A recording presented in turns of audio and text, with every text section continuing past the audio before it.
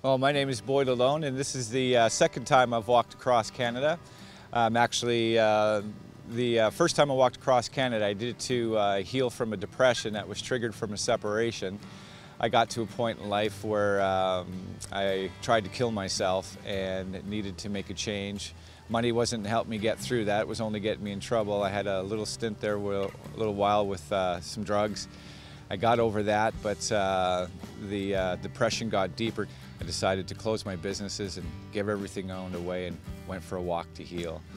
It took me 2.5 years to walk across Canada the first time, and I tell you, it was the most healing thing that happened to me.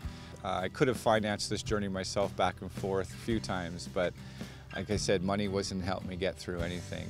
When you go through a depression for as long as I did, you tend to isolate yourself, and when that happens, you lose all your friends only because you're not sharing your feelings and telling them what's going on. It's only so often they hear the word no before they stop asking you to go out and do things, and because you're not sharing, they have no idea. They just think you're not being really nice, and they stop asking you to go out. And that's when the world becomes a really dark place. You lose faith in mankind, and I needed to rekindle that faith, and that's why I decided to carry a sign and walk across Canada on faith. It was, I tell you, it was so rewarding. I became such an inspiration to a lot of people that I decided to do it again the second time. And this time I did it for awareness of depression. So I do different talks with mental health groups along the way, sharing my story of healing, natural healing, and became such an inspiration that I decided just to keep doing it. It's been so rewarding and so healing for me that I just can't think of anything else I'd rather do at this particular point in my life. This sign here really attracts the heart of people, and I tell you, Canada sure has an abundance of amazing individuals with beautiful hearts across this whole entire country. People stop in the summertime, especially when you're coming through on the Trans-Canada Highway, which is what I'm walking right now until I get to Ottawa.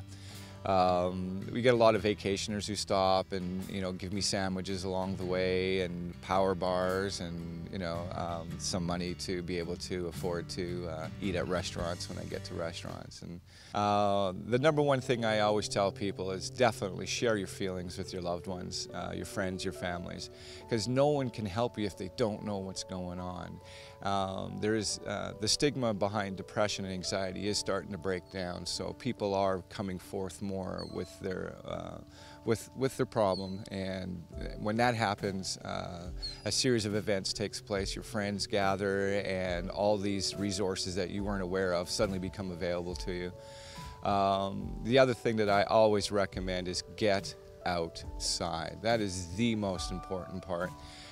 And the side effect that I think is one of the most important part of getting outside is that you inadvertently run into people. And that is that social aspect that you solely need when you're going through depression. You need to be able to share with human contact, and that is one of the most healing parts that I've faced along this journey, is the people that I've met and how I feel, how warm I feel when I share my story and know that I'm helping others. So for me, that's so healing, and I know that is for others as well. I'll never fully heal from a depression. I don't think anyone ever does. You just learn better coping mechanisms, or better how to manage it with it better. You start noticing the signs, and when it happens, you change your thought processes. Again, it's all, not going to those negative centers is the big trick. And when you're going through depression, it's like a major highway. You're just going to these negative centers constantly.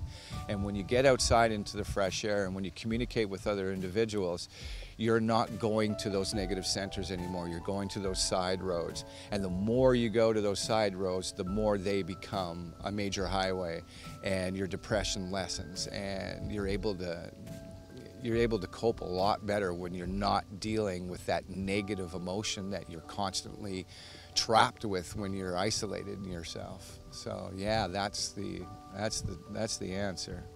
Yeah. One site that I always tell people to go to is the belletstalk.ca. That site's designed not only for individuals who are suffering from depression, but for people who know people that are suffering, so they know how to be able to approach them and talk with them, because that's the big barrier that we're facing today, is being able to share and approach people who are suffering, because you just don't know how to deal with them.